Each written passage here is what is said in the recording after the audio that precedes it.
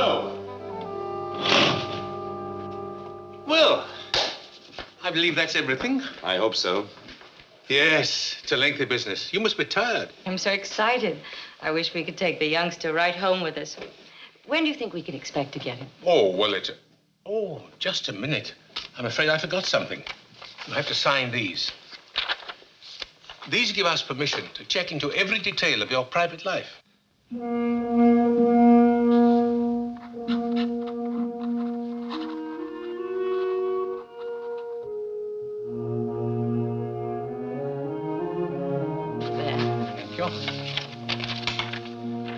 Thank you. Well, that does it, I think. I'm sorry to have kept you so long, but you understand that we must be most careful. After all, it's a child's life. Our investigation can't be too thorough.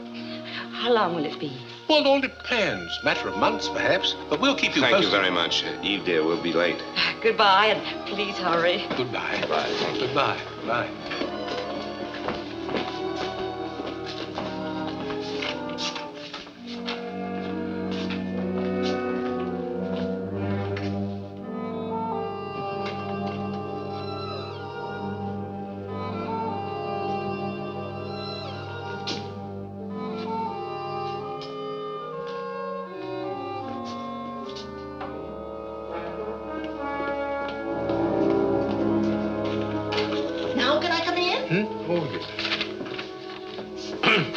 Interview report to the directors. Names of applicants, Harry and Eve Graham. She is 32, he's 38. Occupation, traveling salesman for the Sutter Sales Corporation, dealing in electrical appliances. The company is owned by the Grahams and was started about 4 years ago. Mrs. Graham appears to be very capable. She handles the office work. Mr. Graham covers the Los Angeles area, where they hold a sales franchise for a deep freeze concern. Their income, presently about 20,000. Married 8 years. You don't need to wait for me. I'll straighten up. Yeah, I tried that once before. Nearly lost my job. You and your cleaning up. Well, go on. You're not disturbing me one bit. Mrs. Graham is unable to have a family. Her problem is of undetermined origin. But we'll check several physicians who have examined her during the past 8 years. They will take an older child, 4 or 5 years, of either sex. From the preliminary interview, it's my opinion they would make fit parents, but something bothers me about Mr. Graham. He seemed impatient during the interview. A chip on the shoulder sort of attitude. He behaved rather strangely when signing the permission to investigate form. Perhaps this is my imagination. I'll report further when I visit the Grahams' home for the customary inspection next week. Whew. Well, that's that. If all the others was like you, there wouldn't be any babies given away in this state at all. Why are you such an old fuss budget, huh? If you had made a mistake once, you wouldn't want to ever let it happen again. Not where a child is involved. No. Well, goodbye, dearie. Eve Graham. To Sutter Street and Harry Graham.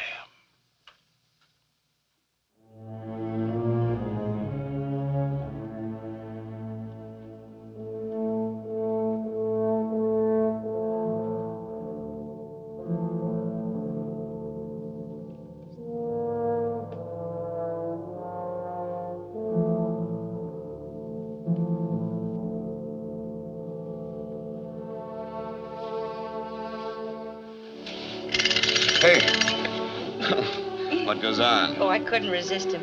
He's the beginning of a collection. There's a whole army that goes with him. We haven't heard anything yet. Oh, but we will, you'll see. Mr. Jordan looks like Santa Claus. Just like a man who gives babies away. And anyway, it's good practice for you, being awakened by mechanical toys. On a teddy bear in the face, and maybe later on a football in the tummy. Oh, you'll learn to love it. You will love it, won't you? Of course I will. Why do you ask? Oh, then it's just my imagination. The other day in Mr. Jordan's office, I thought maybe you were sorry we'd started the whole thing. I wasn't sorry. It's just that Santa Claus was such a deliberate old codger. He got on my nerves, that's all. How about undoing my blouse? How about getting yourself pulled together? This is Tom Morgan Saturday with us. You can do the Caesar salad. What else is cooking? Oh, everything you hate. Roast beef rare, potatoes brown. How does that sound, Master? Sounds like the perfect wife. Good in the office, great around the house. I wonder if it will like him. Well, if it doesn't, I'll keep it myself.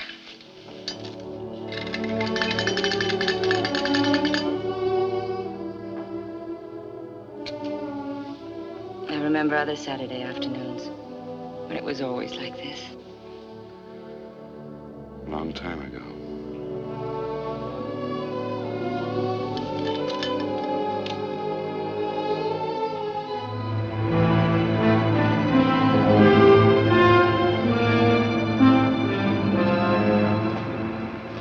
You know, this really is a beautifully planned apartment. Yes, we think so. Immaculate. You sure you won't have something? A Coke? Could I have a glass of milk instead? Yes, surely, sir. Thank you. My stomach, my work, all the tension. If you don't mind my saying so, Mr. Jordan, I think you take your work much too seriously. It's not worth it. I think it is. By the way, we've begun our investigation on you. Oh? How's it look? Everybody speaks very highly of you. But? I've been a salesman too long not to recognize sales resistance when I see it, Mr. Jordan. I have a feeling you don't want us to have the child. Oh, I wouldn't say that. Thank you. Well? Am I right? I don't know whether I do or not. At least not yet. I understand you spend a great deal of time in Los Angeles on business. Yes, that's right. Then perhaps you could give me the names of some of the people down there with whom you work. Oh, it's all routine, nothing more than that. You're very conscientious, aren't you, Mr. Jordan? Well, I'll drop you a line and refer you to lots of people in Los Angeles. There's something else about me I think you should know. I have a small mole on my right shoulder. Would you like to see it?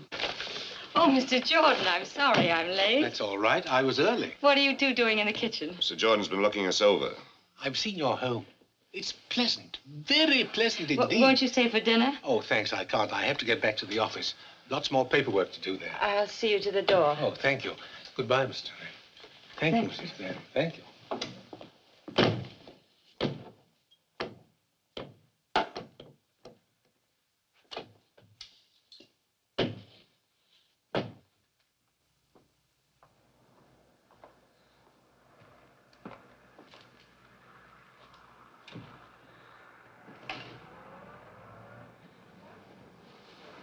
What happened between you two? Oh, I'm sorry, Eve. I don't know what hit me. Sorry. He said he liked you, but didn't think you liked him. Oh? Anything else? But we could start fixing up that room, and he thought I'd be a good mother. Once Mr. Jordan is right. Well, the star salesman of the Sutter Corporation had better get on his horse. What time's your plane? 9:15. I've got a date with the Clark Company buyer first thing in the morning. If we can only sell that account. By the time you're a father, just think you can hire one salesman or even two the way things are going, and you can stay home and run the show. What's this? Are you resigning? Well, not exactly. I'll be around to heckle a bit. That's a woman's privilege. Well, I've got to pack. Oh, I'll do it for you, but there's not much to pack. Everything's in Los Angeles. Don't you ever get a hole in your sock? And how do the buttons manage to stay on your shirts? You never bring them home. I've found a laundry that does it. Saves a lot of trouble. I'll only be a minute packing your bag.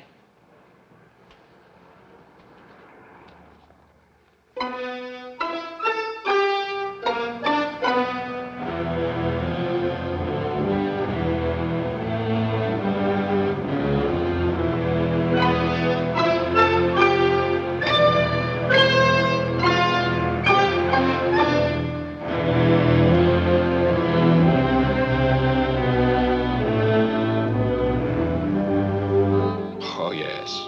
I know Harry Graham very well. Like him. He handled our product for several years until... Until what? We didn't fire him, if that's what you're getting at.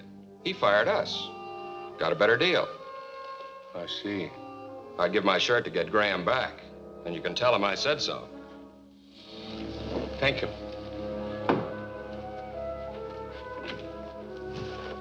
Thank you very much.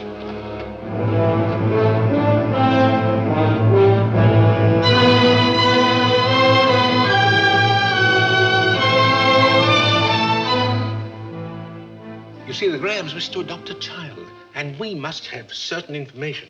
Well, isn't that nice? They want to adopt a baby. How long has Mr. Graham made his office here? Oh, I guess about 2 years. Where does he live when he's in Los Angeles? I guess he just lives around. Hotels, motels, wherever he can get in. It's cocktail time, honey. Are you with me? Mr. Jordan, this is Roy Esterly. Oh, I'm very pleased to meet you. What line are you in? Mr. Jordan is getting some information on Harry Graham. Oh, Harry's not in any trouble. Mr. Jordan's not a cop. I'll tell you later. Okay, sweetie. You fill him in on Mr. Exclusive, and when you get through, come on back and have a little shot with me, huh? Excuse me, but could I ask you a few questions? Well, sure.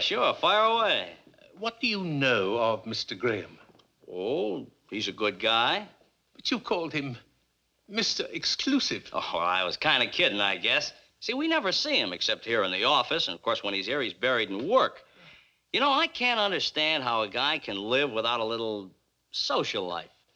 So he's not a playboy, like some cornballs I could mention. Playboy. He's the original Invisible Man. You never see him anywhere. He's not at the hotels, restaurants, nightclubs. Man comes to town, and just like that, he disappears. Mr. Jordan, I have an idea. I'm sure Harry will be calling in. You can get everything you want right from him. I'll call the hotels for you. Why don't you just sit over there at Harry's desk? Well, thank you, miss. Maybe I should see Mr. Graham after all. Yes, I'll wait. Oh, as long as you're going to all the trouble, would you kindly ask the hotel people when Mr. Graham was last registered? Surely, I could do that. Say, Mr. Jordan, your throat must get pretty dry asking all those questions. How about a little slug? Oh, you're very kind of you, but no thanks. Bob Vance never called, did he? No. That's good, because I don't want to talk to him. Hello? No, he's in Redlands. He'll be back the day after tomorrow. Yes, I'll have him call you.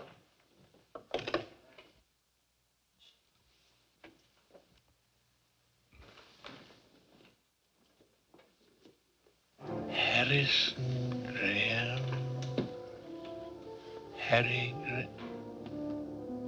Harrison Graham. Good night.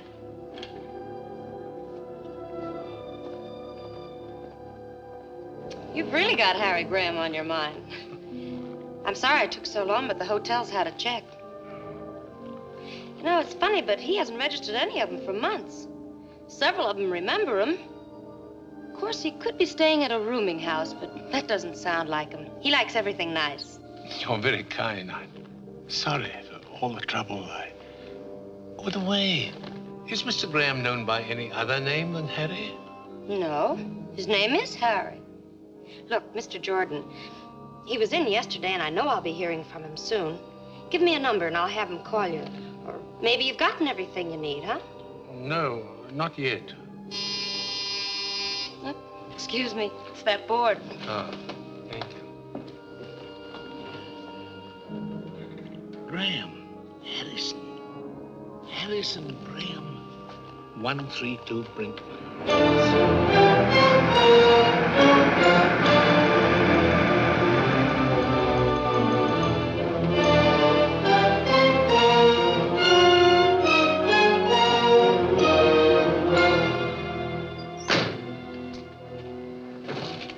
Wait for me, please.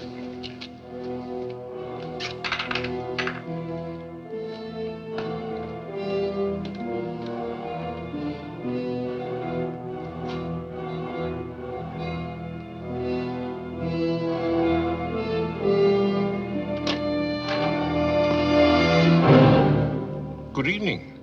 Hello. Aren't you a little off your beat? Well, I was coming to Los Angeles anyway for a meeting tomorrow. I'm reading a paper at the welfare convention. Oh, how nice. So while I was here, I've been doing a little checking up on you.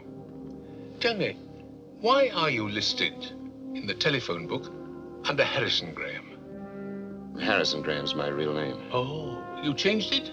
Some time ago. I thought it sounded a little formal, if you know what I mean. Yeah, but in San Francisco, you're listed as Harry. The phone company got it mixed up. Look, I'm dead on my feet. I just got home from work a couple of hours ago. Suppose we meet for lunch tomorrow. Maybe we can learn to get along. Well, I'm busy tomorrow, but I'm sorry I bothered you. But after all, it is my job. I understand. Yeah. Good night. Good night.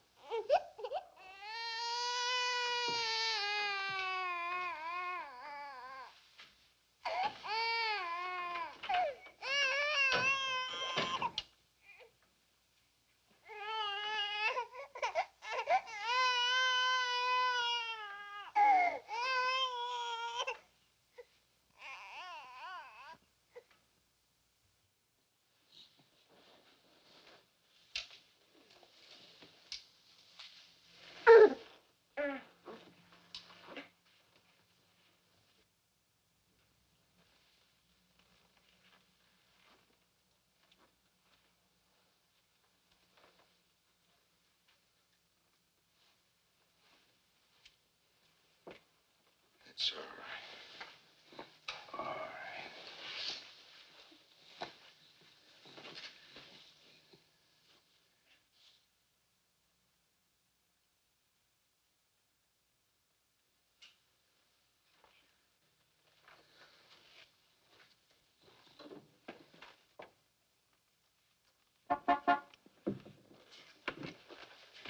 Pay him off. Tell him to go. You wake them both up. My wife's sick, too. She's in the other room asleep. She's been up with the baby 2 nights in a row.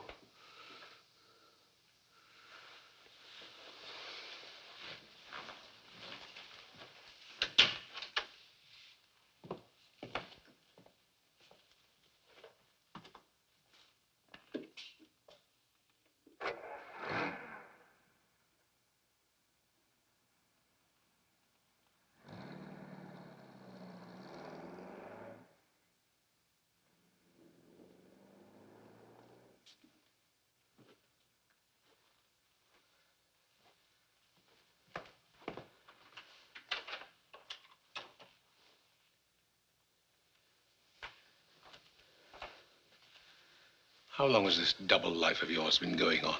About 8 months. And you tried to adopt a child. What are you going to do? Call the police. You can't. Not now. Not with her like this. Please, I've got to try to make you understand. Please. I can't believe it. I can't. How could a man like you, successful, admired, get into a position as vile as this? How? I don't know. I don't know how. Loneliness, I guess. Have you ever spent half your life living in hotel rooms, eating in restaurants with only a newspaper for company, walking the streets, looking for a movie you haven't seen? Well, that's the way it was one Sunday afternoon when I was stuck in Los Angeles. Couldn't get home to spend the weekend with Eve. I called her, but we didn't talk about us. She was in one of her executive moods, career woman. You've never seen her that way. She's different now. Anyway, when I got off the phone, I was twice as lonely. I felt as if the walls of the hotel room were closing in on me. So I decided to go out for a walk. Some men on the road escape their loneliness with women who are easy to get. But that didn't work with me. In all the years of my marriage, I never looked at another woman. Eve was my whole life. Yet, sometimes in those years, I felt a distance between us which was more than miles. When we found out we couldn't have children, Eve was bitter, restless. It was my idea coming into the business. She caught on fast. So fast, she doubled our sales in no time. And our marriage, well, it became a business partnership. So on that particular Sunday, my aloneness was like a pain. Visit that fabulous Beverly Hills. It's only $3.25 in food and tax. And we'll give you something to talk about when you get back to your hometown. Hey, folks, the jury's just about ready to leave. See the homes of all of Hollywood's greatest movie stars. Visit that fabulous Beverly Hills. It's only $3.25 including tax. And it'll give you something to talk about when you get back to your hometown. I liked movies, though I really didn't care where Clark Gable lived. But here were people going someplace, and I went along with them. Hey, folks. Ladies and gentlemen, this is glamorous Beverly Hills. Here are the most beautiful homes in the world, where your favorite stars of screen live and play.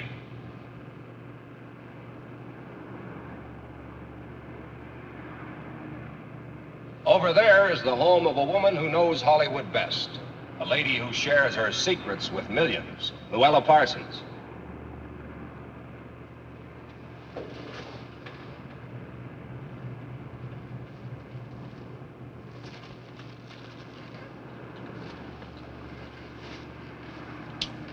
Thanks. Here we are.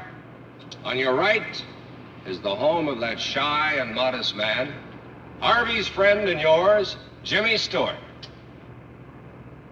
Now take a look on your left, and you'll see the home of that funny, funny man, Jack the Miser Benny.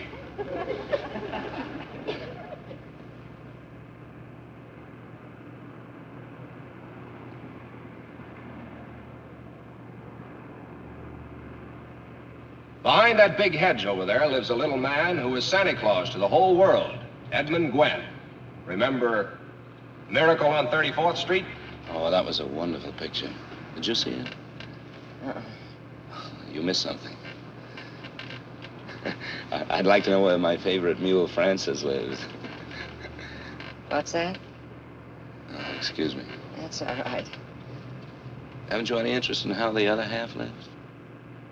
No, not particularly. I'm just crazy about bus rides. Gives me a chance to get off my feet. And here is a home of a man who's good with the jokes and a genius at the piano, Oscar Levant.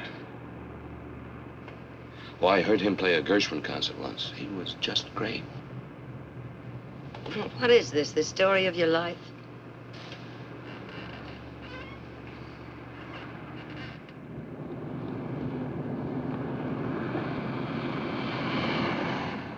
Were you wondering where our glamour girls are? All right, here's your answer. On the right, you see the home of that fine actress, Barbara Stanwyck. The White House, also on the right, is where lovely Jane Wyman lives.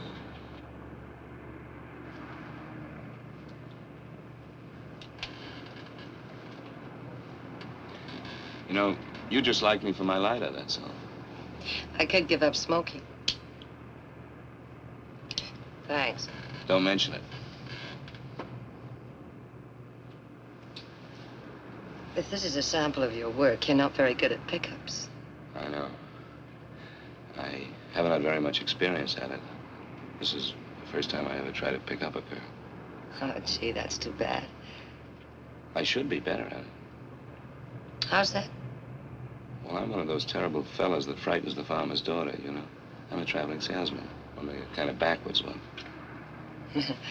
Yeah, you could use a few tips, like, I'm sad and lonely, just want someone to talk to. Don't know any nice girls in this great big town. How about a few laughs?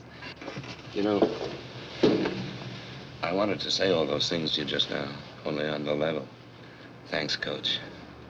Do you mind if I sit here? Well, there's not much I can do about it. You're here. You know something? I was a farmer's daughter once. Really? Yeah.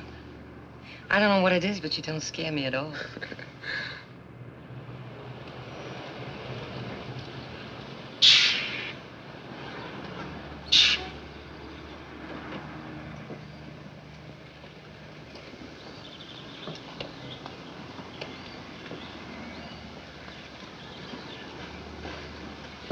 Well, thanks for the use of the lighter. Bye. Oh, just a minute. In case you ever need a deep freeze, my name's Harry Graham from San Francisco. Oh, well, that's nice. Mine's Phyllis Martin from here. From here? This doesn't look like very good farmland. You told me you were a farmer's daughter. Yes, well, that was a long time ago. Oh. Thanks. Oops, doesn't work. Well, remember me to Jack Benny. And there's something else you should know about traveling salesmen. You kill me. They have very large expense accounts and frequently buy dinner for pretty girls they meet on buses. Well, I must say your style's improving fast. But I'm afraid I can't. Sorry. I'm sorry, too. Yeah, well.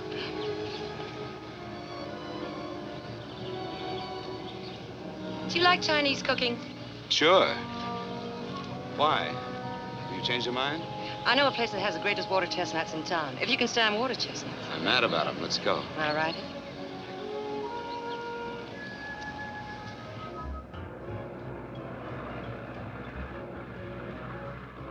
Early American Chinese. You're gonna love it.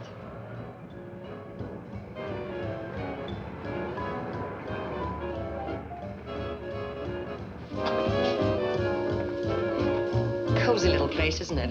Do we have to eat here? Oh, yes, it's a must. Now, why don't you relax and I'll be back in a few minutes, huh? Hi, Sam. Good evening, Miss Martin. Good evening, sir. Will you take care of the gentleman for me? Right this way, sir. I'll have a drink at the bar while I'm waiting for the lady. Good.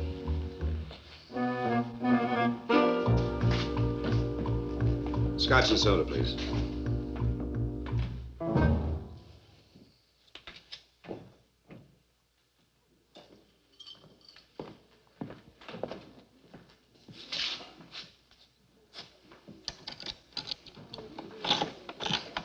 Here you are, sir. Oh, thank you.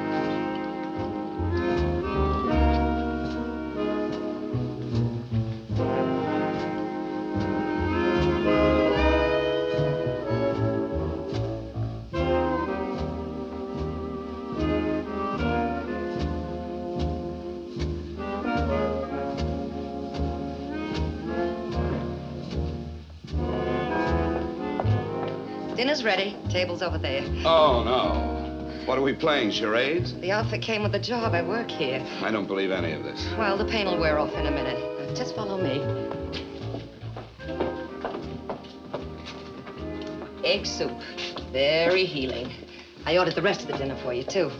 Aren't you allowed to sit with the customers? Maybe later. Well, go on, eat your soup. It's the only genuine Chinese dish we serve here. The guy who owns the place used to run a string of hot dog stands. His name's Hannigan. You sure you can't sit down? No, I can't. Try it. How was it? Tastes good. Say, where are all the people? Oh, Sundays are quiet. And all the rest of the week. How long have you been working here? About 6 months. I needed a job, and Hannigan needed someone to liven up the joint. You can see I've been a howling success. Ah, come on, sit down, huh? No, I can't. Say, when'd you say that farm was? I didn't.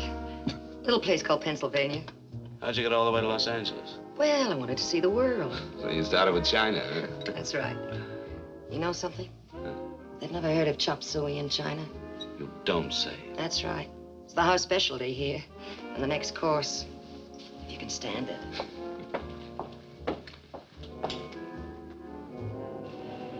This isn't as nice as Barbara Stanwyck's, but it's closer to my work.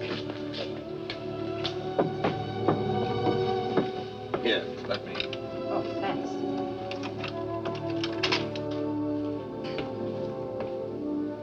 Well, thanks for a lovely evening. There's nothing. Drop in again sometime. So long. You know, we've been together 7 hours, and I still don't know a thing about you, except that you're the nicest stranger I ever met on a bus. Well, I don't know anything about you either. Let's leave it that way, huh? All right. I will tell you one thing about myself, though. What's that? On that bus this afternoon, I felt just as lonely as you did. Feel better now.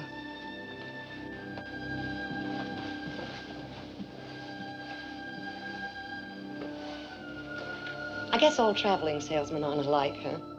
Some of us are quite harmless. Yeah, you're kind of special.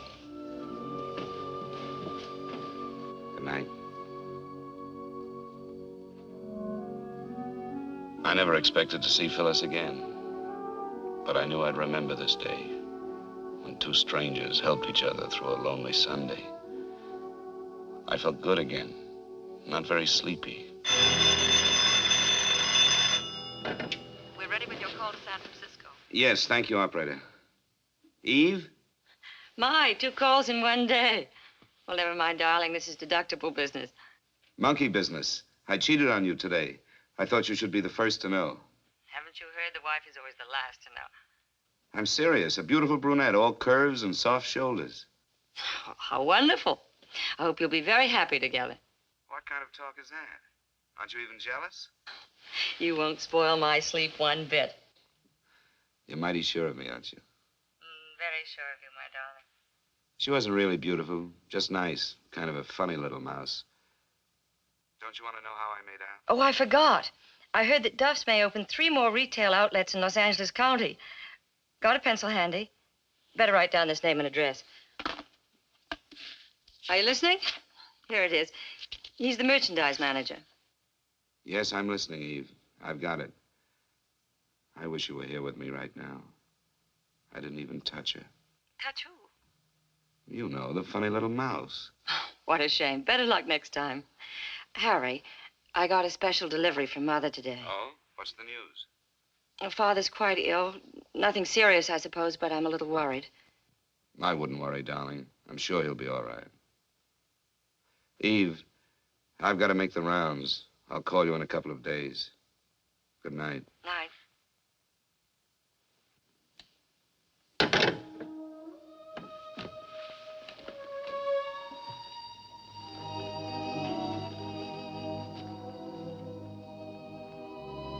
And in a couple of days, I did get home. Dead tired and a little bit sick of the deep freeze business. I only wanted a weekend with Eve. But she had other plans, big plans. Tom Morgan, our lawyer, was there. Carl Forbes. He was a buyer for the Redmond chain. I'd never been able to sell him. Then Eve decided she'd try the woman's touch. Why did you ever send your wife in to sell me? She packs quite a punch. Hadn't you heard? Eve's the brains, I'm the brawn. Oh, don't listen to him. I'm just Harry's little secretary trying to get along. I was afraid you'd ask me how the thing worked. Well, how does it work? Would you like some more coffee? Oh, no, thanks. Now tell us all about the superior mechanical features. All right, but stop me if this gets too complicated for you. In the home size, there's a special condenser that eliminates the fan noise and the outside moisture. The single-phase motor is completely sealed, so it has greater efficiency, and we can prove to you in normal operations that our product will save you in electricity 2.5 cents per hour, and the lid is counterbalanced. We just happen to have a model in the kitchen.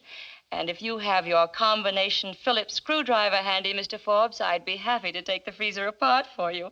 Any questions? No questions. And no demonstration, please. I'm convinced. At least almost. Perhaps another little brandy? Harry, Mr. Forbes would like some more brandy. Harry? Oh, of course. I'm sorry. Tom? No, thanks. No more. How about a little poker? The evening's so nice we might play on the terrace. I'm afraid of you, but I'm game. Me too. Oh. Come on, Harry, let's have at it.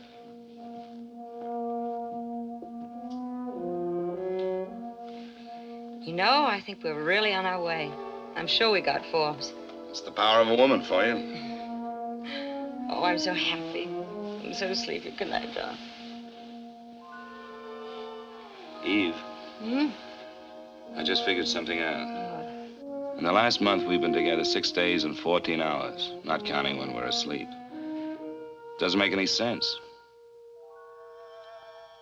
Did you hear me? 6 days and 14 hours.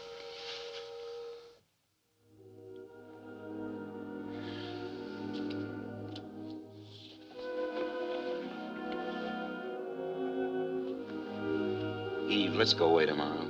Doesn't matter where. Just as long as we're together, huh? Of course, we'll go away sometime, darling. We'll go to all those glamorous places that Holiday writes about. We'll do it Frisk happened to. Let's not wait, Eve. Our marriage is the only thing that really matters. I love our marriage. I don't.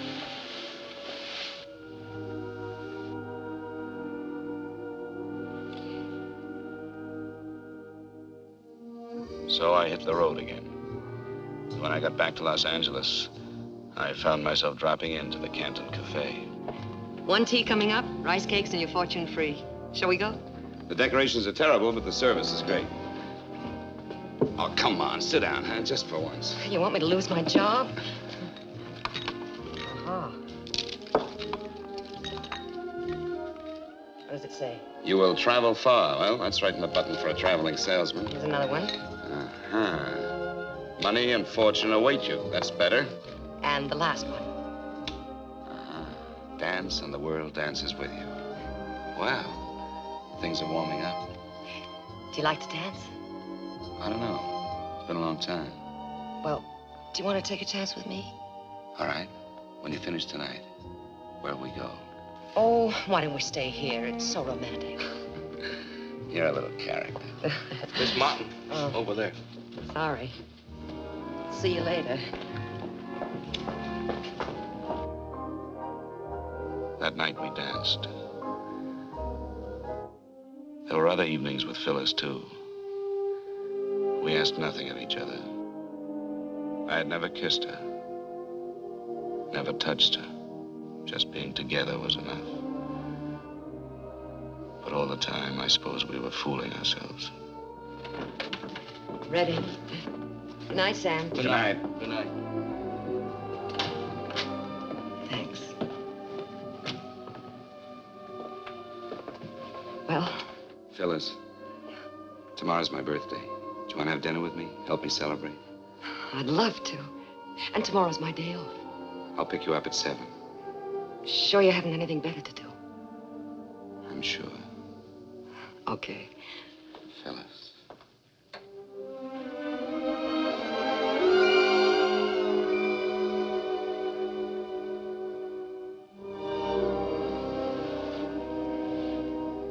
Good night, Harry. Good night.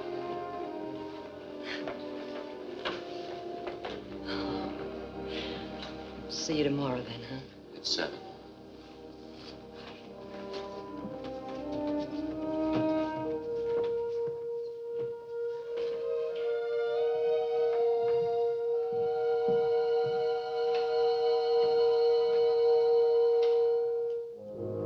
I spent my birthday trying not to think of Phyllis. Still, I felt her closeness. I was finding out that I was not the take it and leave it kind. I knew then I couldn't see Phyllis again, that night or any night. I felt like someone who walks away from the edge of a cliff, back onto solid ground. I felt pretty low, too, about walking out on her. But it was better this way, much better. Come in. Tray's over there.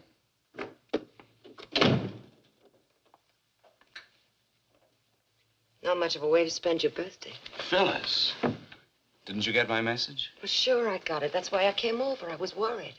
What's wrong? Nothing serious. I think I'll live. Just a headache I couldn't shake. Yeah?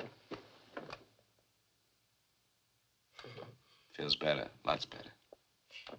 Oh, I brought you a birthday present. It's nothing much. Just a Cadillac. Well, don't you want to open it? Sure, I'll open it. A bit flashy, but I thought you'd like it. Smells good. I do like it. Thank you, Phyllis. Well, I might as well put a gift to work. Just close your eyes now. We'll take that headache away.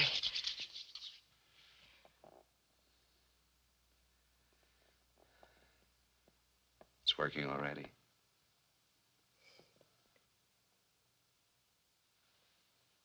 Any happy returns?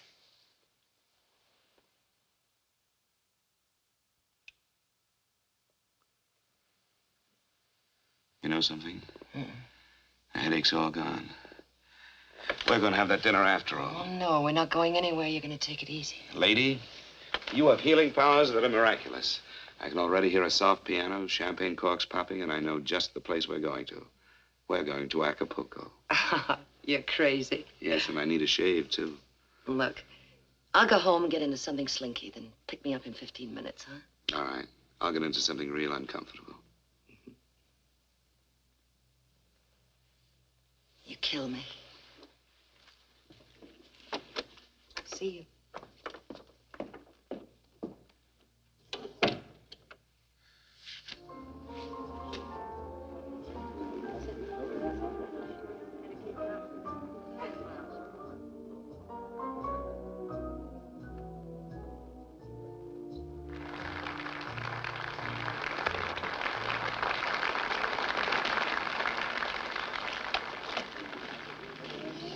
Oh, it's such a lovely night.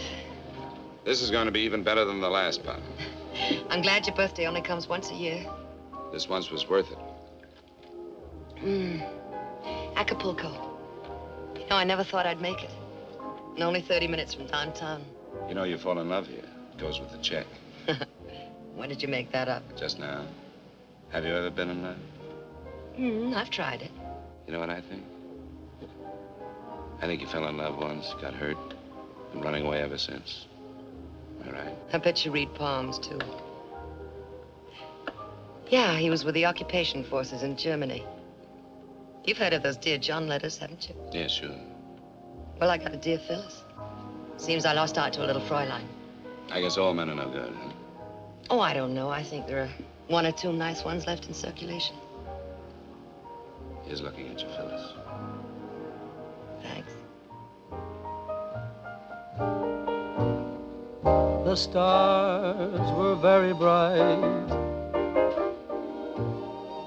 but it wasn't the stars. You know, you're a funny one. Don't you want to know if there's someone in my life? Whether I'm married, divorced, whether I have 6 children, whether I've spent any time in jail? No? Why not? What good would it do me if I did know all those things? I like you as you are. The way we are. I don't want anything from you. And I'm afraid of being in love again. I touched your hand. The spell you cast was a magic thing.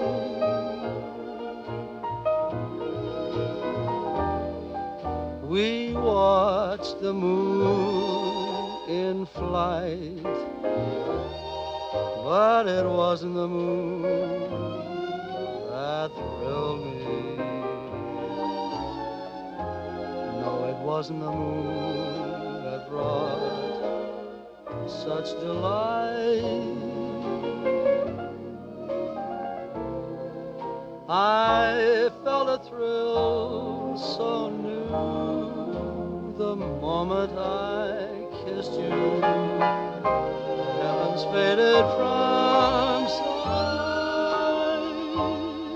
No, it wasn't the stars, and it wasn't the moon. You know, I'm going away again tomorrow. Tomorrow's a long time off.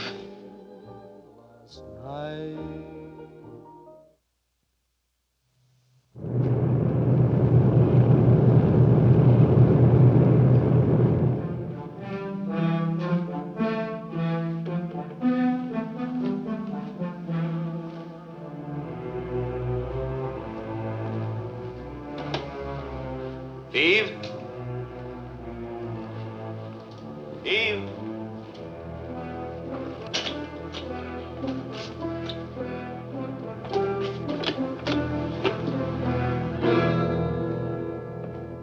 Eve. What's wrong? Darling, I'm so glad you're back. What's the matter? Father's had a heart attack. His condition's critical, and I have to go at once. Oh, poor baby. I'm sorry. He's such a great guy. Do you want me to go with you? Thanks, but you better stay here and take care of things. Anyway, I got the last seat on the plane. What time? 10 o'clock. I changed planes at New Orleans for Miami. What about money? All right, I cashed a check on the company. How was the trip? Pretty good. We got the Barlow account, but it took some doing. Good boy. Hartnell's in Ventura is complaining about factory deliveries. I got that all straightened out. Oh, fine. Well, I'll take care of the office here until you get back. If you need any help, call. I'll hop a plane. Maybe he'll pull out of it, huh? I hope so. Ooh, I almost forgot.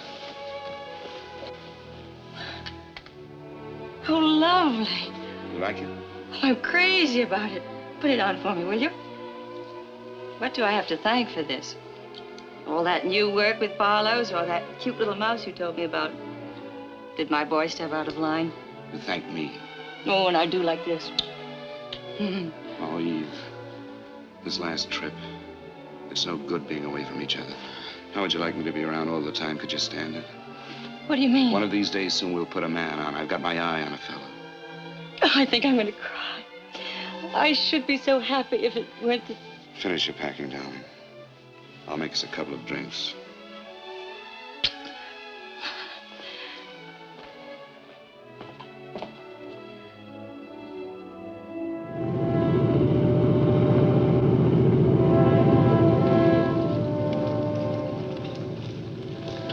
I've been thinking about something.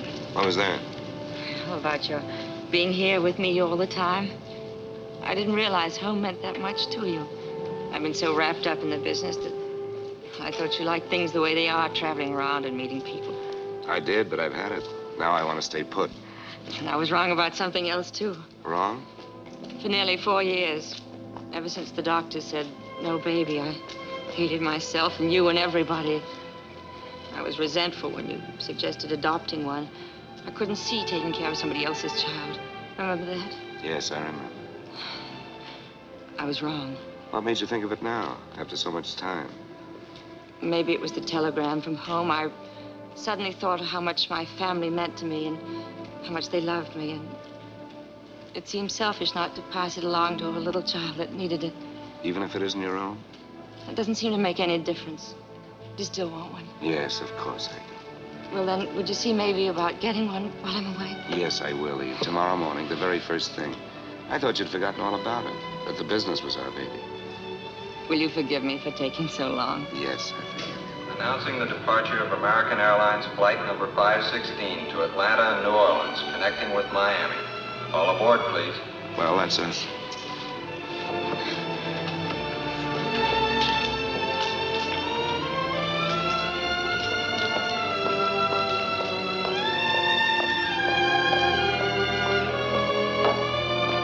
So that's how I first crossed your path, Mr. Jordan.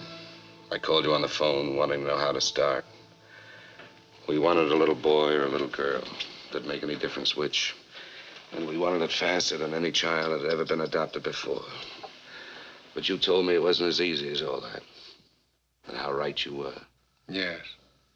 You wanted a ride, roughshod, over all our rules. Now, what changed you? What happened after that? I stayed close to the business, except for 3 flying trips to Florida. You see, Eve's father had improved, but it took a lot out of her mother. She collapsed. Went on month after month. There was nothing Eve could do except stay there. It had been over 3 months since I had seen any of our accounts. And the business showed it. I had to make the rounds. I did my work. I didn't see anybody but the customers in Los Angeles. Of course, I thought of Phyllis. I wanted to see her. But not the way I saw her the last time. Anyway, before I left town, I dropped in at the Canton Cafe.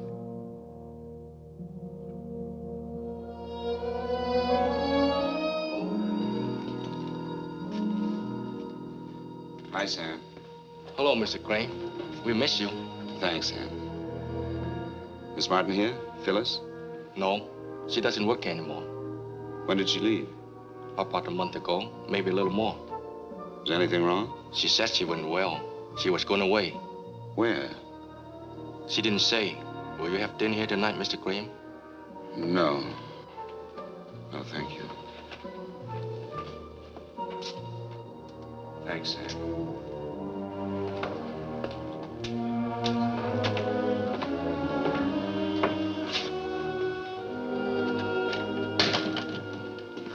Yes? Is Miss Martin in? Miss Phyllis Martin. What do you want? My name's Harry Graham. I'm an old friend of hers. Does she still live here?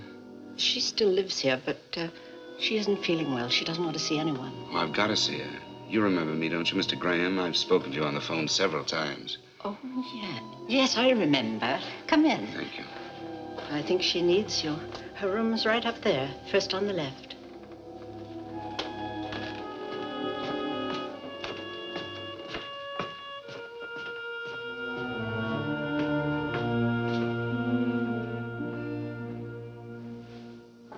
Come in. Harry. Hello, Phil.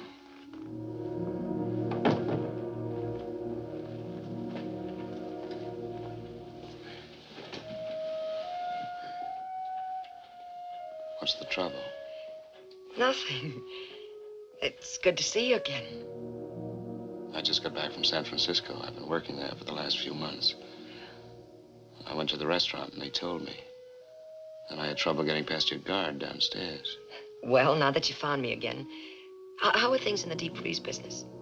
What was it, hot water heaters? Phil, what did the landlady mean just now when she said she needs you? I don't know. Come on. Look, I don't need anybody. I can take care of myself. I'm a big girl now. Phil. Was it that night? My birthday? It's yours, if that's what you mean. I know. Harry, you don't have to do anything about it. But I want to do something about it. No, I don't trap my men this way. You're free just as you always were. Why didn't you want to see me? What were you afraid of?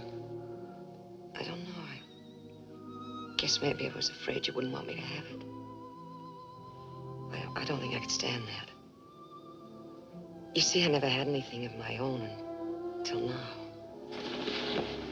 Don't be afraid. Of course I want you to have the baby. I'll take care of everything. Don't worry. Look. I've got some things to do. You stay here and rest a while. I'll be back later. Good. And Phil, I'm glad, terribly glad I found you. So am I. Come on.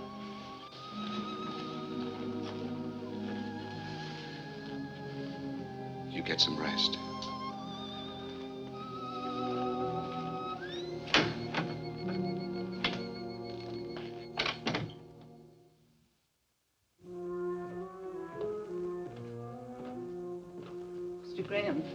Mr. Graham, this is Dr. Wallace. He's taking care of Phyllis. I was just going up to see her. How is she, Doctor?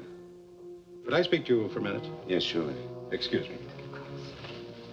I think she's going to be all right. She's had a rough time of it this last month. 2 transfusions. And she's not very strong to start with. Then there's the mental, emotional state to contend with. You can understand. Yes, I understand. I think things will be better now that you're here. I'll take care of everything. Please give her the best. I'm glad she means something to you. She can be hurt just like the rest of us. Fooled me at first with that flip, hard act of hers. But that's not the real Phyllis. You must know that.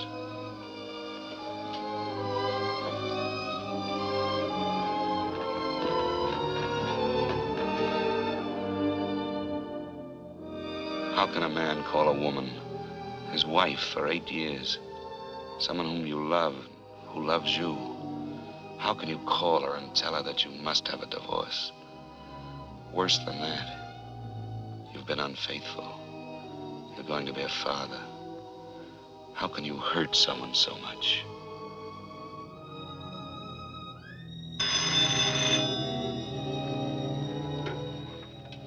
Hello? Eve?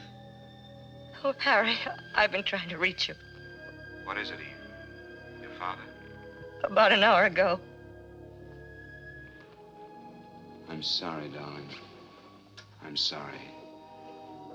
I'll have to stay with Mother a while, and then I'll come home to you. Can you hear me? Yes, of course I can hear you. Are you all right, Harry?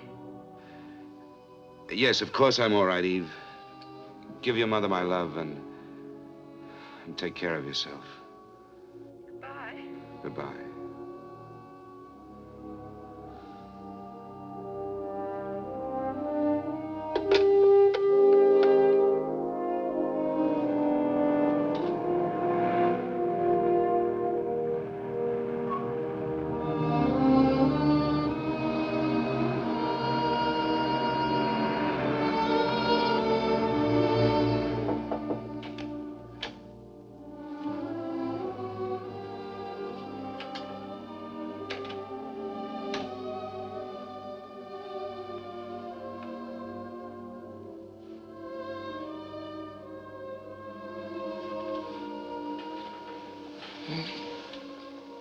Hello, Phil.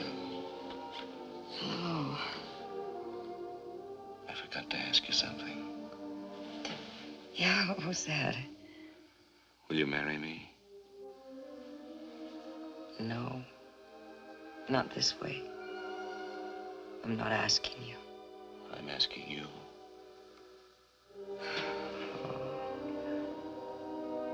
I hate to take you out of circulation like this. There must be a waiting line. There's nothing like that. And no one like you. Are you sure you want me? I'm sure. I do love you, Harry. And I'm so glad I do.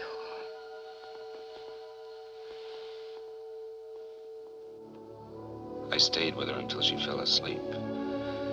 You may laugh, Mr. Jordan, but for the first time, I felt needed. I loved Eve, but I never felt she needed me. How did you expect to get away with it? I didn't. What did you do when Mrs. Graham came home a few weeks after your other marriage? Why didn't you tell her then? Wasn't that the plan? Yes, that was the plan. That was also the time when you came in again, Mr. Jordan. Will you have some cream? Oh, I have been away a long time. I never take cream, remember me? I'm sorry, I forgot. I have a surprise for you.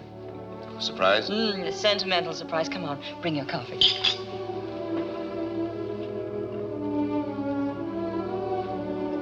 Eve, there's some things we've got to talk about. Father wanted you to have this watch. It was grandfather's, and then when Father and Mother married, it was a wedding gift to the groom. Grandfather said that having a watch and chain made a man feel more like a man, sort of like a mustache cuff, I suppose. I wish I could have thanked him for it. Well, he told me to tell you to take very good care of it because it should be passed down to our son. He said it was a lucky watch and should be kept in circulation. Our son, I'm glad he didn't know how I let you down. You haven't let me down. You couldn't. Yes, I did. When I learned I couldn't have a child. And that's when I became the little efficient white-collared girl. I forgot some things. You didn't forget. Maybe I became the absentee husband. Wanted to show the business world we were smarter than the rest. And we did show them.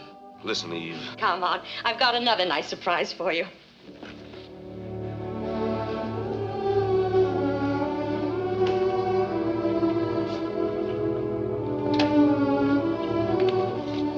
The light doesn't work. Leave the door open so we can see. I cleaned it up today. But don't worry about your golf clubs. I put all our junk in the closet and I stored the suitcases. Oh, I think it's going to be very nice when we get it fixed up. Go a little slower, Eve. I'm not with you. Remember Mr. Jordan? Mr. Jordan. When I left for Florida, you said you'd look into the adoption business, and you told me about Mr. Jordan. Oh, yes. Now I remember. I spoke to him on the phone. What about it? Well, that's a surprise. I called him this morning. He said he wanted to see us both, but he thought he could help us. Of course, it may be a while.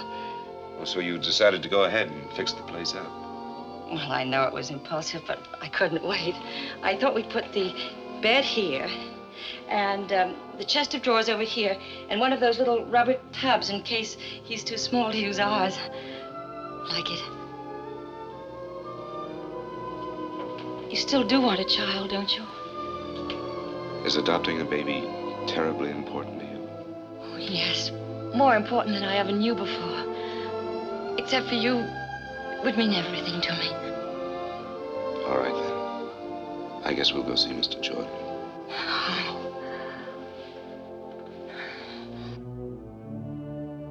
So that's how I crossed your path once more, Mr. Jordan. What was in your mind? Did you think you could live this life for a lifetime? Well, when I realized how much a child meant to Eve, I decided to help her by staying married until the baby became legally ours. Then I'd get out of her life. I must say, that was both a gallant and a foolish scheme.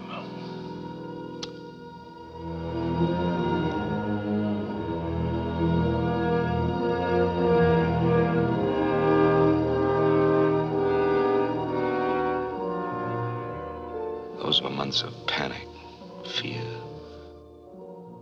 Like the night my son was born prematurely, just as the doctor predicted.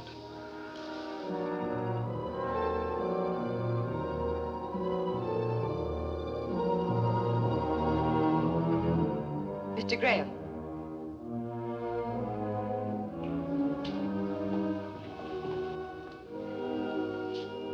Mr. Graham, you have a little boy. You can see him through the window down there.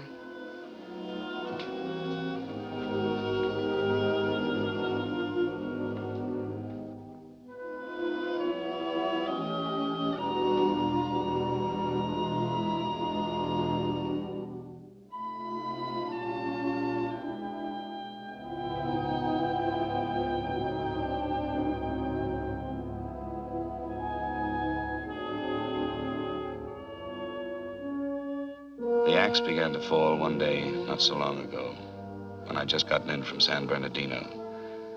I'd stopped by the office to clean up my desk. It was Eve's and my anniversary. I tried to get home, but I couldn't make it.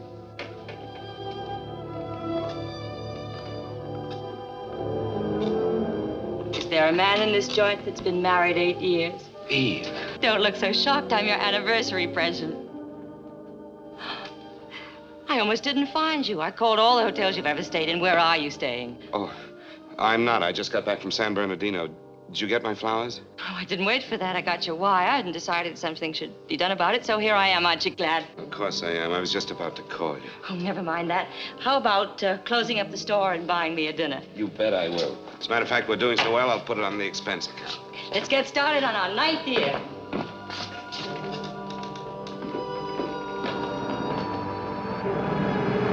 After dinner, Eve wanted to take a walk. I was afraid every step of the way. Yet I tried to get into the holiday spirit for her sake. For a moment, it was like old times, until... Mr. Graham, if you're going home, could you give me a lift? Some other time. See you, Ricky. Who's he? Store executive, son. I have dinner at that place down there. What did he mean by home? Oh, the Chapin Park Hotel. I stayed there a while back. They live nearby. How about nightcap? Love it.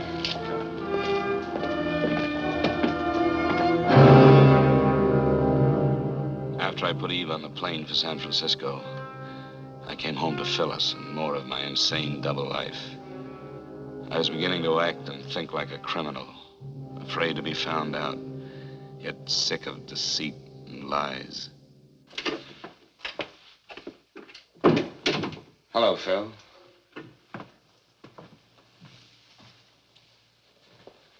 Danny asleep? That's right. All right, Phil, out with it. Surprised you came back. What do you mean? Let it go. No, Phil. I won't let it go. I want you to tell me. All right. You must know I'm feeling a little cheap, that's all. Ricky. Worse than that, Ricky's mother. Oh, she couldn't wait to phone me all the grisly details. Made a wonderful story out of it. You know, just like the Sunday papers. Husband's supposed to be out of town. Secretly meets another woman. Secretly. He might have done a neater job of it, Harry. Yes. Yes, you're right. Getting awfully excited over one, aren't I? There must have been others. No, no others. Well, that's a comfort. I'm behaving like a fool. After all, I dragged you into this marriage. Stop it. Don't say that. It's not true, and you know it. Leave me alone, will you? Listen to me. There's something I've got to tell you. Please. Just leave me alone. Phil, you must listen. Harry, get out, will you? Phil. Get out.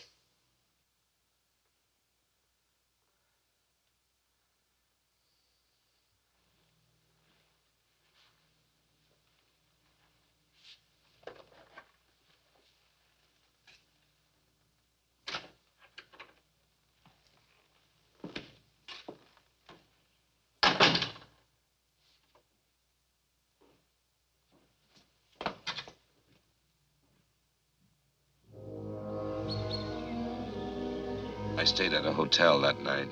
Made a date to see Phyllis the next day. There were things we had to talk about. She said she'd meet me in the park near the house. It's hard to explain my thoughts as I sat there. I had my way out. Now I could put an end to this nightmare. I loved Phyllis and our child. I didn't want to lose them. And I hated to bring them pain.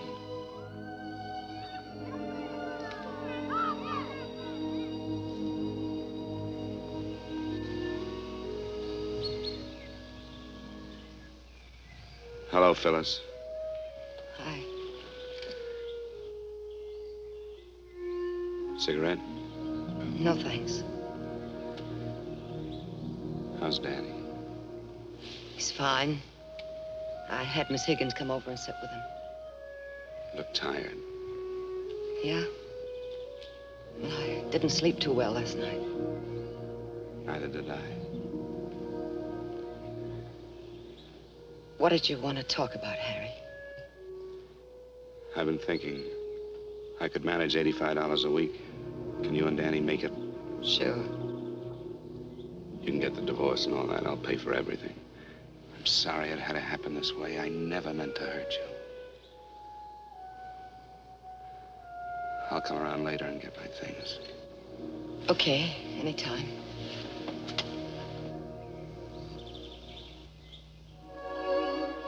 Goodbye, Phil. Goodbye. Harry. This is crazy.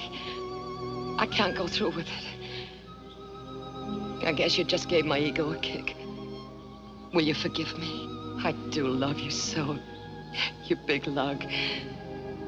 You know why I didn't sleep last night? I kept thinking about our marriage. You know, the way we got into it. It wasn't fair to you. Don't say that, Phil. Never. Do you hear me? Please, take me home, will you? You really want me to? Oh, yes. We need you. Come on.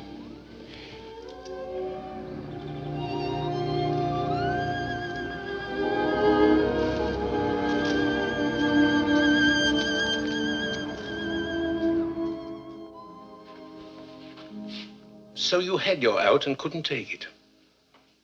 And yet all the time you knew it had to end this way. Now you're going to call the police. Well, maybe I ought to thank you.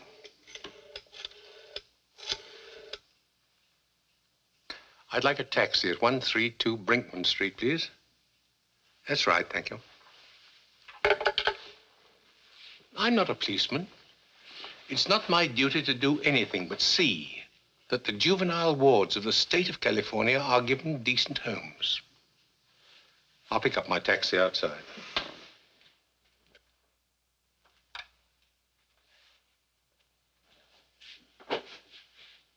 I can't figure out my feelings toward you.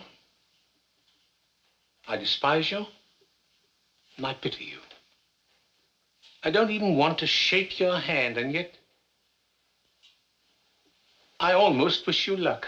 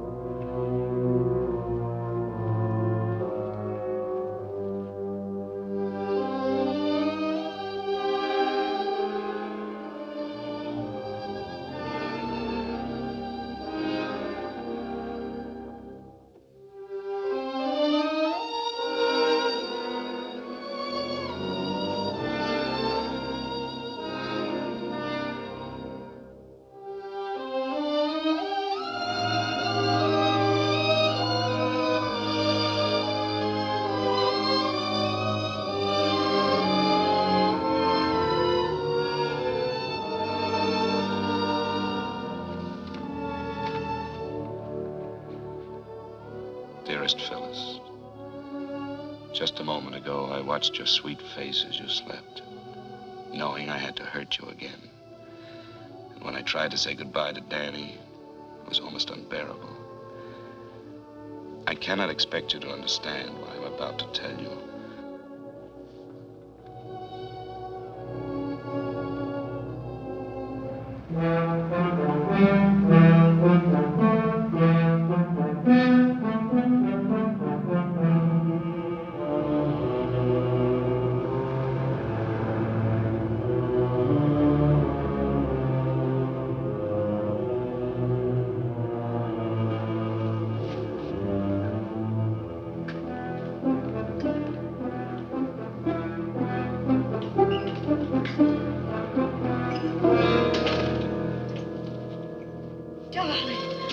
Oh, wonderful you're here. Why didn't you tell me? I couldn't. I have to go away. Go away? Where? I can't explain now. There isn't time. There isn't time. What do you mean? Tell me. I wanted to tell you. That's why I came back. But now there are people waiting for me downstairs. People, what are you saying? All I can do is pray that one day you'll forgive me. Try to remember one thing. I love you. I've always loved you. But you can't go away like this. Oh, I love you, too. Dearest, it's the only way. Tom Morgan will call you. He knows all about it. Harry.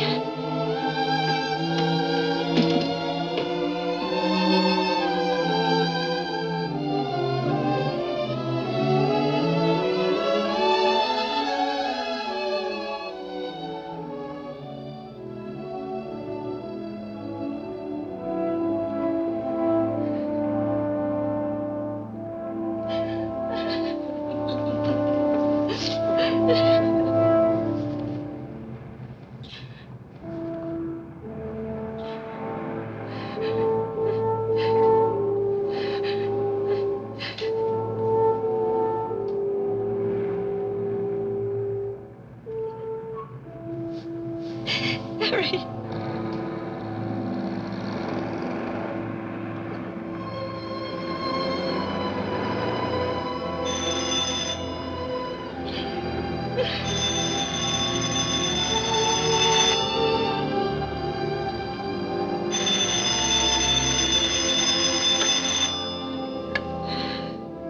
Hello? Tom. Yes, Tom. Tell me now. I hate to tell you this, Ian, but I have to. Harry's been married over and he has a baby. He got in town a couple of hours ago and straight away said he was going to see me to perform a confession. After that, he called me and he asked me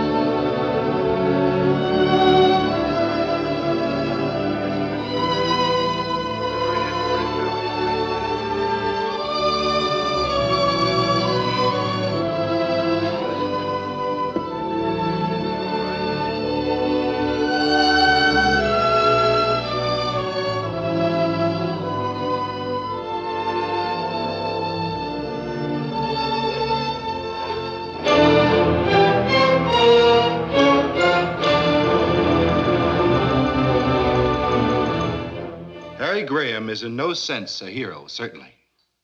But neither is he a monster. He's an ordinary man that made one terrible mistake. In this case, there's a peculiar sense of irony. If Harry Graham had taken Phyllis Martin as his mistress, some people would have winked an eye and turned their head. But because he gave her and the child she bore him his name and an honorable place in the community, he must be utterly destroyed. Now, I don't deny that the defendant should be punished. But I do believe that in this case, punishment might well be tempered with mercy. Thank you.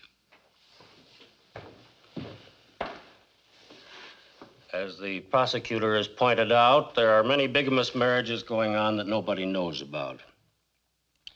The prosecutor is also quite correct in observing that this is a condition which strikes at the very roots of our society. Please stop it. I'm guilty. Why go on talking about it? As the counsel for the defense has brought out, there's irony in this case, tragic irony. I suspect that the defendant may have even loved both these women. Perhaps he even needed them both. I also suspect that he may now have lost them both. When he's once more a free man, it won't be a question of which woman he'll go back to, but rather which woman will take him back. That decision is theirs. Under any circumstances, he'll be forced to continue to support them both, and he will legalize the status of his son by naming him in his will. These are decent women, Mr. Graham. You're basically a decent man, and that's the whole point. When a man, even with the best intentions, breaks the moral laws we live by, we really don't need man-made laws to punish him. He'll find out that the penalty of the court is always the smallest punishment. Sentence will be passed by this court 1 week from this day at 11 a.m. The court is adjourned.